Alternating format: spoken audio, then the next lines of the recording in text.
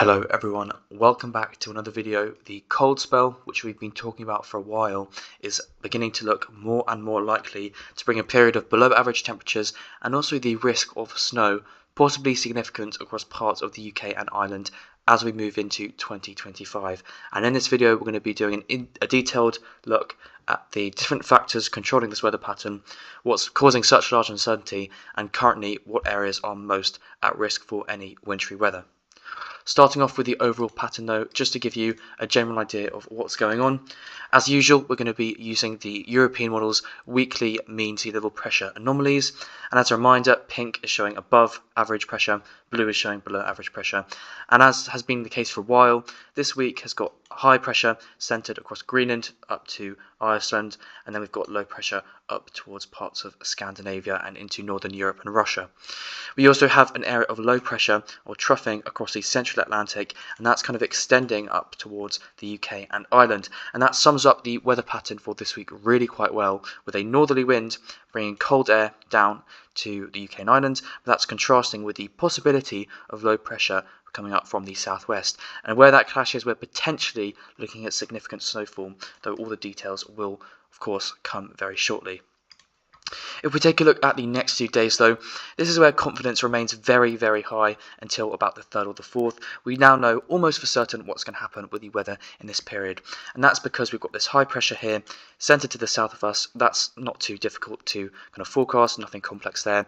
We did previously think, as I explained in my last video, we were going to get a significant storm on New Year's Day out of this frontal wave, but fortunately that's not developed as strongly as we thought, and while it will still be wet and windy across the south, nothing too severe.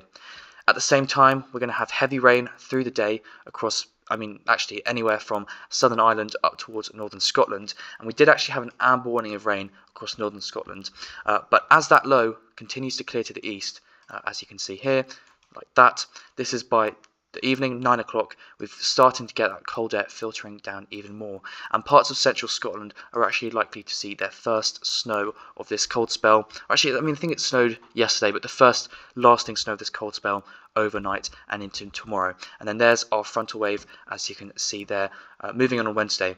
If we take a look at the high resolution models just to get a better idea of what's going on, you can see that in more detail. Bear in mind, this is just the simulated radar. Don't take things too literally. For example, don't take the exact placement of this rain shower. This is a general idea of what to expect. As you can see, heavy rain across the parts of Southern Ireland and Western England, Wales, Northern England as well.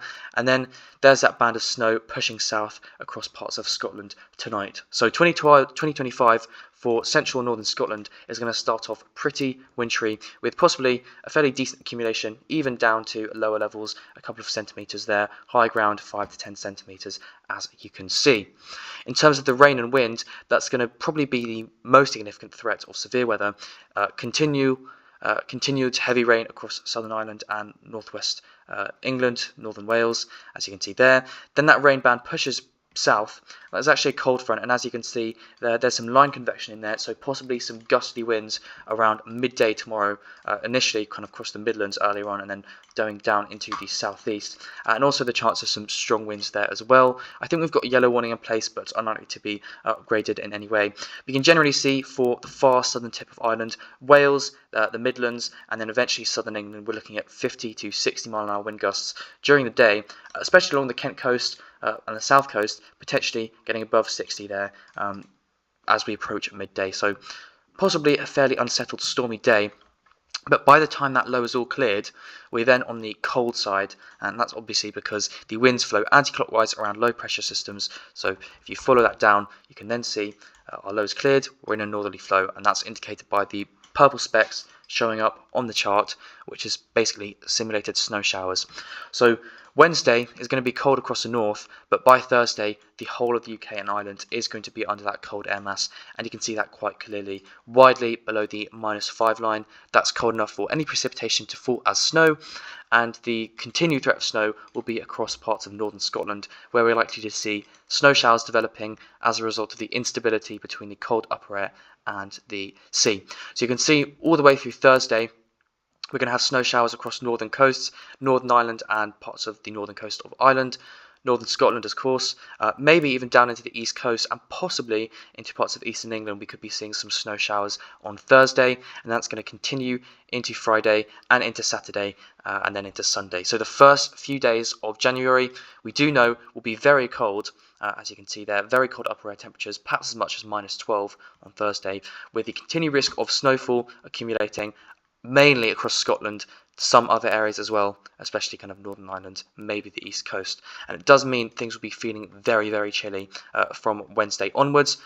Widely sub-zero across the north on Wednesday. Wednesday night, very, very cold, and then that cold air just spreads further and further south, so that, I mean, Friday's looking very cold, as you can see. You can kind of see the temperatures yourself there, but generally feeling very, very wintry. However, that's probably not what most people are interested in. They're interested in more significant snowfall, and that is actually on the cards as we move into the weekend around the 3rd to the 4th. And that's because the high pressure, which was initially located around this sort of region here, has started to collapse to the south. And that's actually because of a couple of different things that's enabled the high pressure over Greenland to re-strengthen, as you can see here. Actually, let me just use this chart here as a good example. So initially we had high pressure in this region here, bringing down a northerly. Because that's kind of weakened into a ridge, that number one allows the low pressure systems to continue pushing up. But as there is kind of an indirect result, we get a re-strengthening of this high pressure up here. And that's because of the warm air advection, which is one of the kind of main culprits in developing, if this is actually going to work here, I don't know what's going on. That's one of the main culprits in developing our Greenland blocking highs. And that's actually because of an interesting pattern across the United States. So this is seemingly not working. So I'm going to refresh this here. But we're actually looking at a pretty significant Arctic blast across the US. And that may seem kind of irrelevant, but in the weather, almost everything is connected. And you can see that they're developing on the anomalies here. So as a reminder of this chart, blue and purple, that's below average temperatures. Red and kind of browny colours are above average temperatures. And this is just above the surface, 1.5 kilometres. So general good indication of the air mass. And you can see on around the kind of 3rd to the 4th, that's where we're getting this big Arctic blast pushing in across the eastern half of the United States. As a result, the temperature contrast develops these low pressure systems, which the GFS is sending up towards Greenland. And as a result, that's moving warm air from the Atlantic in the warm sector towards the high latitudes. And that's what this kind of blob here of brown and I don't really know what colour that is, orangey to browny, blacky colours. That's what that is showing here. Warm air advection occurring over Canada and parts of Greenland.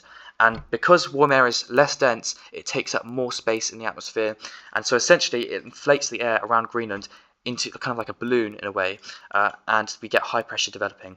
And as a result, that ridge extends down to the south and we get a continued push of cold air around the 3rd and the 4th on the GFS. And you can see that if I play through that loop there.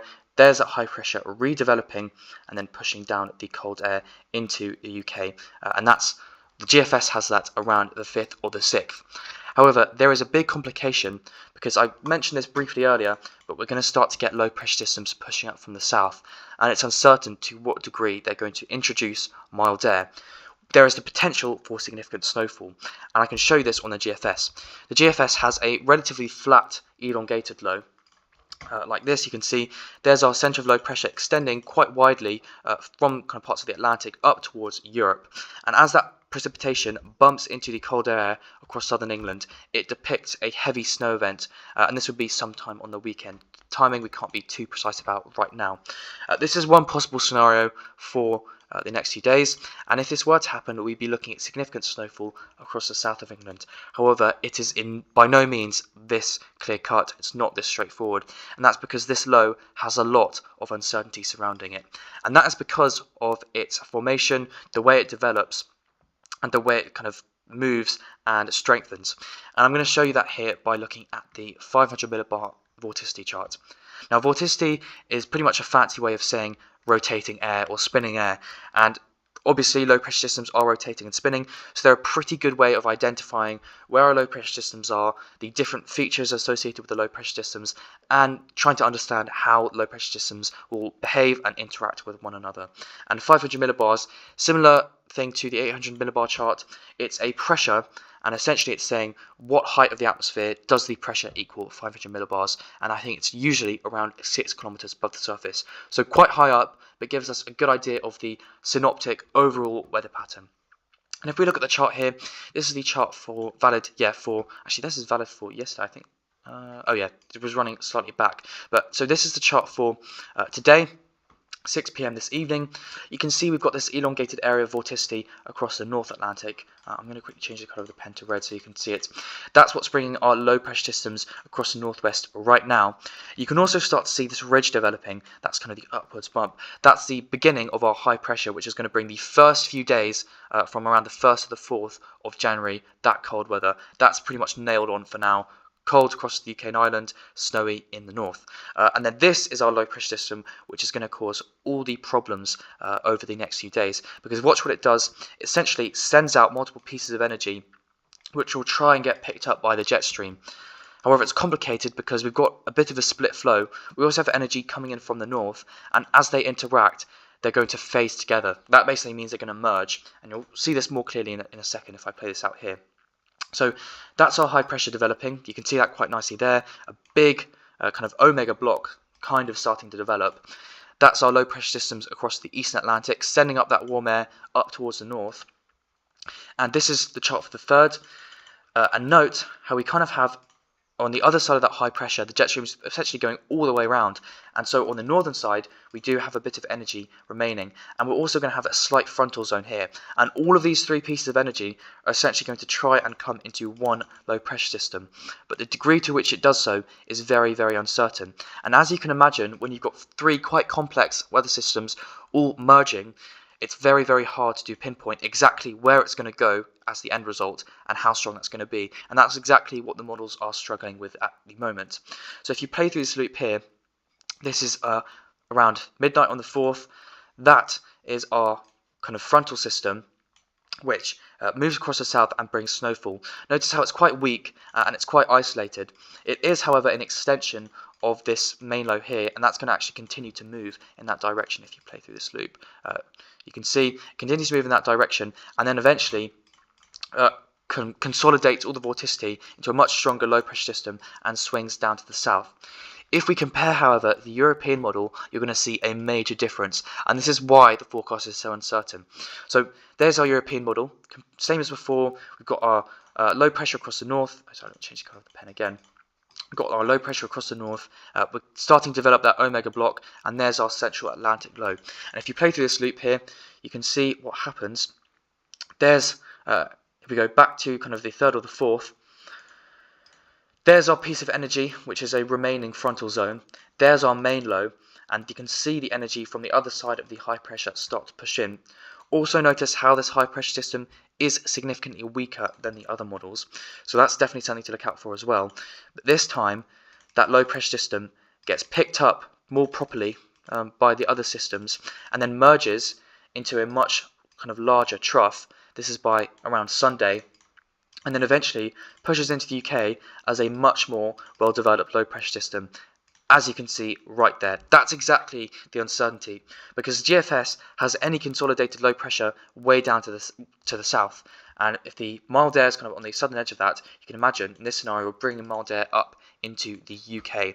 And so if we look at the European model, this is the midnight run.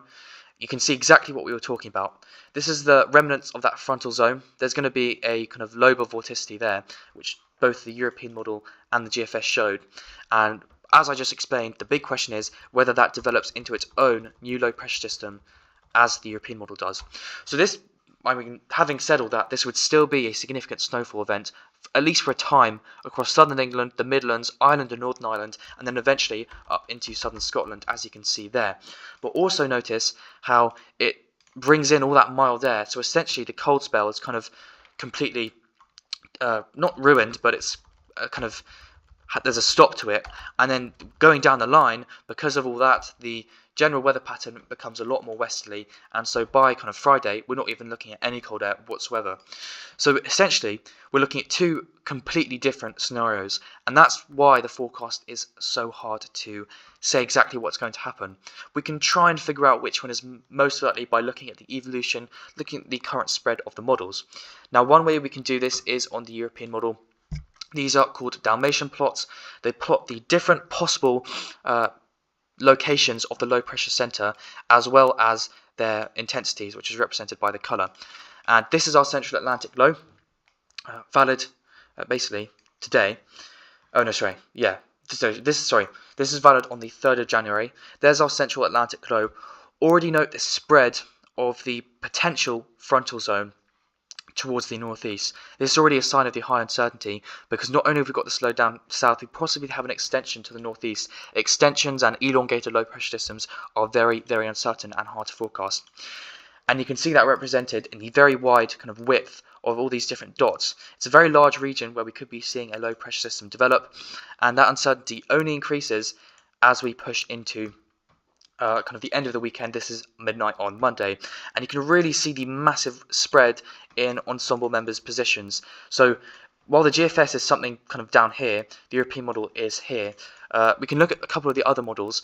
I think the general consensus is for something closer to the GFS. So this is the Canadian model. Oh, actually, having said that, probably more similar to the European model. The icon, the German model, that's probably more similar to the European model, though somewhat of a middle ground in the sense you can see the cold air pushing back, and that's going to eventually swing to the south if you can kind of extrapolate it there. So you can kind of get the point. And if I run through this loop here, this is showing all the possible positions at the 156 hours out, which is midnight on, or 12 o'clock on Monday. And you can kind of see all the possible ranges in the solutions, from a massive blizzard to completely cold with snow showers to very mild for most people. You can really see the massive discrepancies among the models. And so for all the people been saying, oh, it's rubbish, you know, the cold spell's not going to happen, this and that, this is kind of what we're struggling with. It's just very, very hard to say.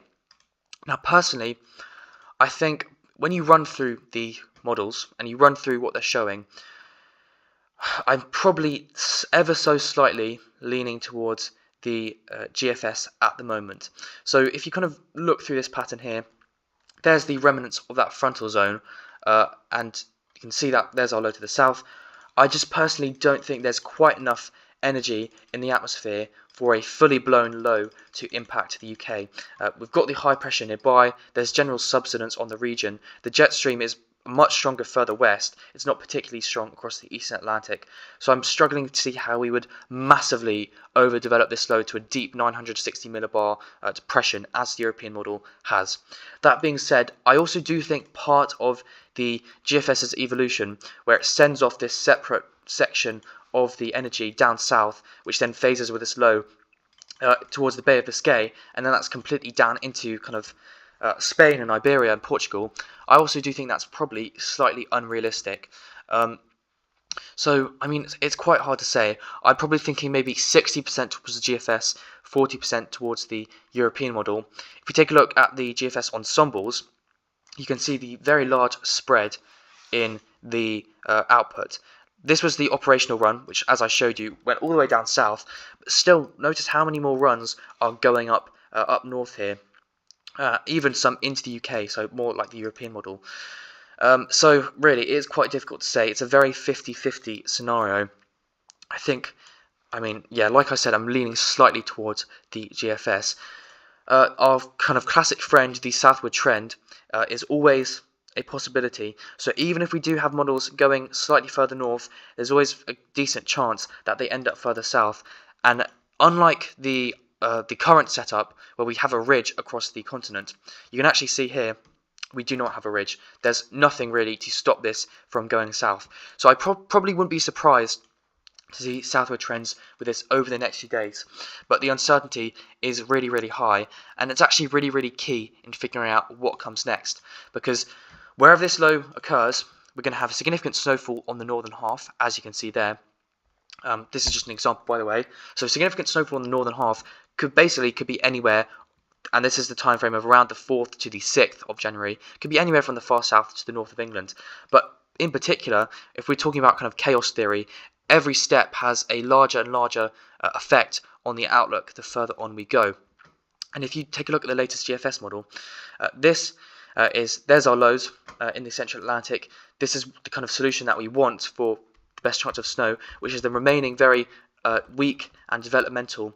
And then what happens on the GFS is we redevelop that high pressure across the north, continued warm air advection up towards Canada and Greenland, and we remain in a very cold northeasterly with snow showers and other snow events across the UK from the 9th, basically till the end of the run. And we end off there with an easterly and a major snowstorm.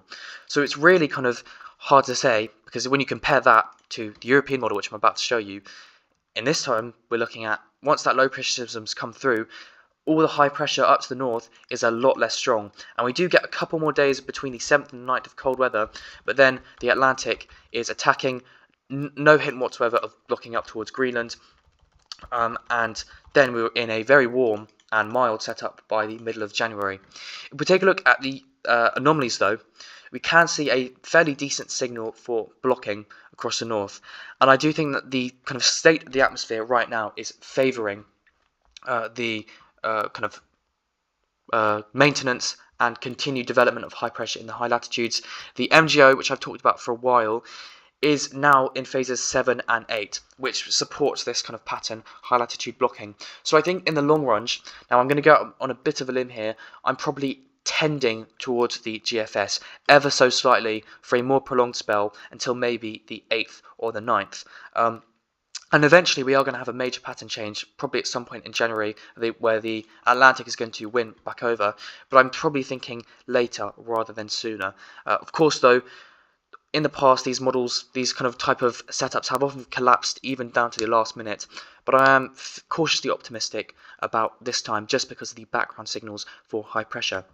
In terms of the ensembles, though, again, you'll see the massive differences between the GFS and the European. This is the 6 AM ensembles. Remember, the closer the lines are together, the higher the confidence. And as I've stressed already, we know the 2nd to the 5th of January will be cold for everyone. Everyone across the UK and Ireland will be feeling wintry then, with snow showers across the north. Then we have one big uncertainty around the 5th to the 6th of January. That's where the European model brings in that mild air. The GFS is a lot less keen, and so the GFS ensembles are already suggesting significant snowfall across the south during this time. I'm not sold on it yet. We need to see much better agreement. What the GFS is very insistent on, though, is following that low pressure system, returning into a cold pattern until really the middle of January, as you can see there. -5 is what we look for kind of cold and snow, and you can see almost every ensemble member there is at that mark. The European model, in contrast, is much more mild. So you can see number 1 is favouring a larger number of low pressure systems to be further north. On that kind of transitional period of the 5th and the 6th, there is a slight return to cold 7th and 8th, but overall it's tending much more mild. So that's kind of the current situation for now. A significant prolonged cold spell, while unlikely, is definitely on the table as the GFS continues to suggest. What we need to find out first is what happens on the 4th to the 5th of January, especially actually towards the 6th, 5th and 6th with that low pressure system. Once that's all figured out, we'll be able to say with better confidence towards kind of the middle and the end of the month, what's going to happen. And then, of course, before that, we have the risk of kind of unsettled weather from the 31st to the 1st, snow across the north on kind of first few days of January, and cold. But in terms of the current situation, that's where we stand for now. So everyone, thank you very much for watching this video. I'm going to do 2 more videos before I go away to Scotland to hopefully see a lot of snow and do some mountain climbing. And then I'll come back on the 6th. By that time, everything will be a lot clearer. So anyway, thank you very much for watching and enjoy your New Year's Eve and Happy New Year. Bye-bye.